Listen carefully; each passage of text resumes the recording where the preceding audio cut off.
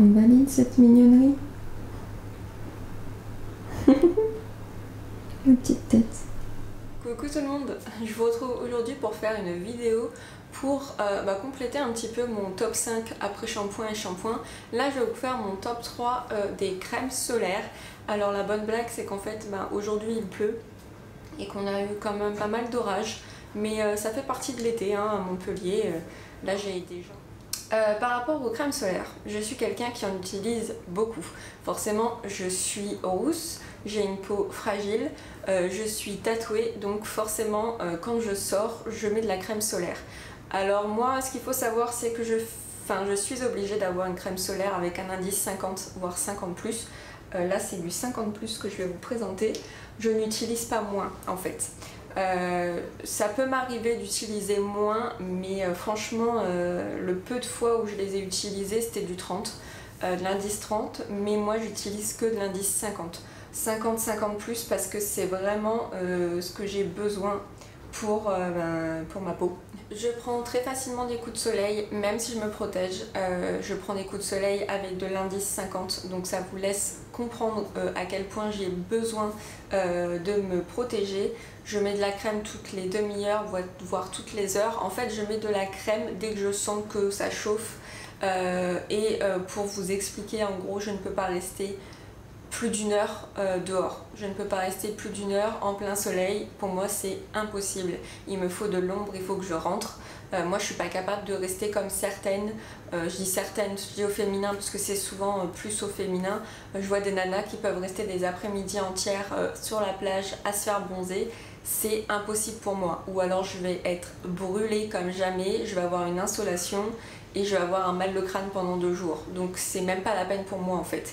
Ce que je fais, c'est que je reste une demi-heure à 1 heure dehors, je vais à l'ombre ou je rentre à l'intérieur d'une paillote ou voilà, je me débrouille pour rentrer à l'intérieur de quelque chose et en fait je ressors, mais c'est très rare. Moi je peux pas rester, voilà, je pense que le max que j'ai dû faire c'est 2 heures sur la plage. Mais en me crémant et en étant complètement couverte, t-shirt, etc. Je prends très facilement au niveau des épaules, au niveau du cou et le crâne en fait. Moi mon crâne chauffe très rapidement et je me sens vite très mal. Donc voilà, tout ce qui est randonnée je le fais tôt le matin ou alors il faut qu'il y ait des spots où je m'arrête à l'ombre. Mais moi je suis vraiment quelqu'un qui craint la chaleur et qui craint le soleil. Bon, j'habite dans le sud de la France, mais on peut s'adapter. Il y en a beaucoup qui se moquent de moi des fois, qui me disent « Ah mais t'es vachement blanche ou t'es vachement pâle pour quelqu'un qui vit dans le sud ». C'est pas parce qu'on vit dans le sud qu'on est constamment dehors ou à la plage. Ça c'est une idée reçue. Nous on profite du soleil ou de la plage déjà quand il fait moins chaud. Et pour des peaux comme moi et des personnalités comme moi, et non, moi je ne m'expose pas comme certains ou certaines peuvent faire. Et voilà, un grand bien leur face, ils peuvent rester toute la journée dehors, mais moi je ne peux pas. Donc du coup je me protège avec de la 50+. J'en ai testé beaucoup, des marques bio, des marques non bio, des marques plus ou moins naturelles ou autres. Mais là je vais vous en présenter 3, dont une qui n'est pas forcément bio naturelle. Mais qui fonctionne pas mal pour moi et que j'avais acheté une fois parce que j'étais à l'extérieur et que j'avais plus de crème, donc j'ai pris celle-ci en faisant des compromis bien sûr. Donc voilà. Une que j'ai testée et que je vais pas vous montrer parce que je les ai finis, c'est la marque Fitz. En fait ce sont des petits pots ronds, le packaging est très bien, j'aime beaucoup parce que c'est vraiment compact. La crème est assez liquide, au début ça fait bizarre parce qu'on s'en fout partout, mais après on s'y habitue. Elle sent beaucoup les huiles essentielles, donc pour les personnes qui n'aiment pas les odeurs d'huiles essentielles, ça sert à rien. Mais sinon, moi j'avais beaucoup aimé. Elle a un aspect un peu blanc, mais si vous massez bien, ça fonctionne, ça rentre. Et elle n'a pas un aspect collant, parce qu'il y en a beaucoup que j'ai utilisé, alors soit le côté blanc ne partait pas, soit un aspect collant, vraiment c'était pas du tout agréable. Et les odeurs pour certaines ne sont pas top. Donc après bon, les odeurs, moi c'est quand même quelque chose où je fais attention parce que bah, si vous l'avez sur le visage vous le sentez et ça c'est pas très agréable d'avoir quelque chose qui ne vous plaît pas niveau odeur. Donc moi j'avais vraiment pas mal aimé. Après c'est vrai que ça a un coût les produits Fitz, mais moi j'avais vraiment beaucoup aimé, donc Fitz restera pour moi une bonne alternative aux crème solaire. En plus ils font aussi, des fois ils font des packs avec le lait après soleil, donc c'est plutôt sympa en fait d'avoir la crème solaire et le lait après soleil. Alors celle que je vais vous présenter qui n'est pas forcément bio naturelle, c'est celle-ci, donc c'est la marque Uriage Barrier Sun, UVA UVB très haute protection. Donc oui, celle-ci elle n'est pas forcément naturelle. Alors celle-ci je l'utilise pas quand je vais me baigner. Celle-ci je l'utilise quand je sais que je vais être, par exemple, je vais manger en terrasse ou que je vais faire une randonnée. Je vais la mettre sur mon visage et je vais vraiment l'utiliser quand je sais que je ne vais pas me baigner. Pourquoi je vous dis ça? Parce que forcément les produits qui sont moins naturels, qui sont pas forcément bio, faut pas oublier que quand vous mettez de la crème solaire avant d'aller vous baigner, certes vous attendez qu'elle rentre dans votre peau, mais quand vous allez vous baigner, il y a forcément des grammes, quelques grammes qui vont partir dans l'eau. Et ce qu'il faut savoir, c'est que vous êtes une seule personne, vous allez dans l'eau, il y a quelques grammes, mais vous n'êtes pas toute seule en fait sur la plage.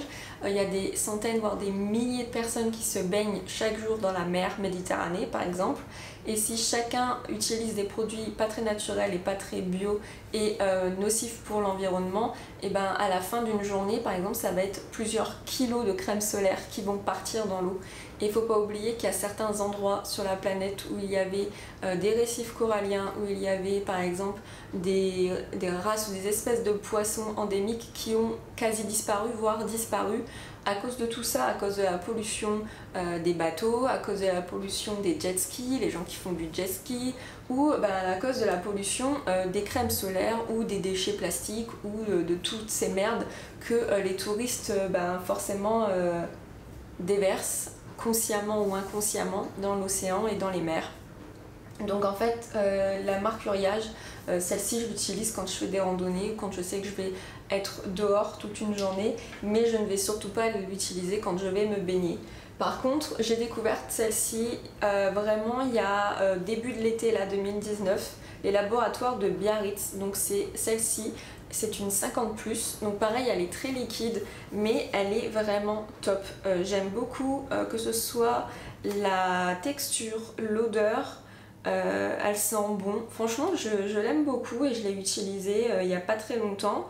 Et en fait voilà, je l'utilise quand je vais me baigner ou je l'utilise quand je vais me balader. Elle est vraiment très très bien. C'est visage et corps, donc ça c'est bien aussi parce que ça permet d'avoir un tube et pas avoir un tube visage, un tube corps comme j'avais avec Fitz par exemple. Et voilà, UVA, UVB, très haute protection et elle est water resistant hein, évidemment. Et ce qui est bien c'est que voilà, elle est éco-cert, elle est bio, elle est naturelle et en fait elle est faite à base d'algues. Donc il faut bien agiter avant de pulvériser parce que c'est liquide donc il faut bien mélanger. Et ça c'est vraiment pour moi le très bon compromis. Le tube n'est pas très grand. Il est svelte, c'est pas le pot rond de Fitz, des fois c'était un peu chiant, là je peux le glisser partout, je l'ai même utilisé une fois dans mon sac à main. C'est aussi pour ça que j'avais acheté celle-ci parce qu'elle est petite et elle fait 50 ml, celle-ci elle fait 100, bon je pourrais l'emmener avec moi en Jordanie, ça c'est cool. Mais c'est vrai que voilà, forcément il faut faire attention au packaging, il faut faire attention à ce qu'on utilise et voilà, n'oubliez pas qu'il y a malheureusement à cause de la chaleur, il fait de plus en plus chaud, il fait de plus en plus les UV sont de plus en plus forts, donc même des personnes qui n'utilisaient pas les crèmes solaires avant se doivent maintenant de les utiliser. Et c'est vrai qu'il faut faire attention à ce qu'on utilise, faut pas utiliser n'importe quoi parce que faut pas oublier qu'on n'a qu'une seule planète et il n'y a pas de plan B. J'ai entendu il y a quelques temps des scientifiques qui disaient que peut-être on pourrait aller vivre dans une autre planète quand on aurait découvert une autre exoplanète qui ressemblerait à la Terre et avec les mêmes caractéristiques. Pourquoi pas, si un jour on pollue trop la Terre, aller vivre dans une autre exoplanète. Et là je me suis dit ok, vous pensez vraiment qu'il y a un plan B et que quand on aura bousillé cette planète là on ira en chercher une nouvelle pour vivre dessus. j'étais un peu triste de voir qu'on pouvait réfléchir à ça. On n'est pas en fait avec Wall-E ou avec d'autres films où on ira coloniser une nouvelle planète quand on aura totalement bousillé celle-ci. Pour moi c'est pas concevable, mais bon, il y en a certains qui pensent que c'est possible. Donc bref, prenez soin de cette planète, faites attention à ce que vous utilisez au quotidien.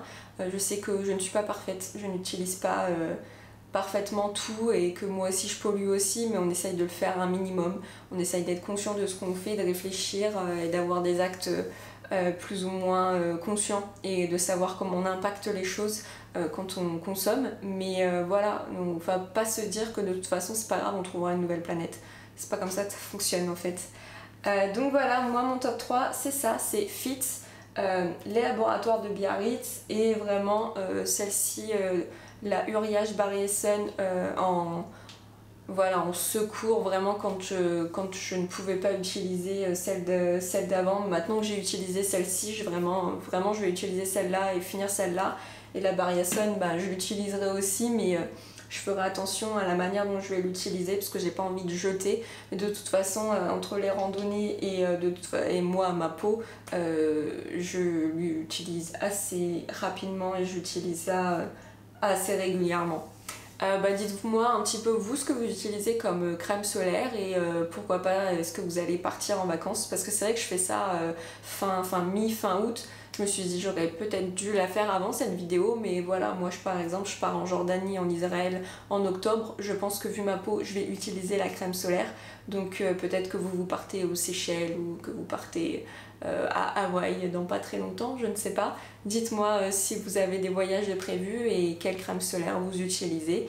Et voilà, je vous souhaite une belle journée et je vous dis à très bientôt dans une prochaine vidéo. Bye tout le monde!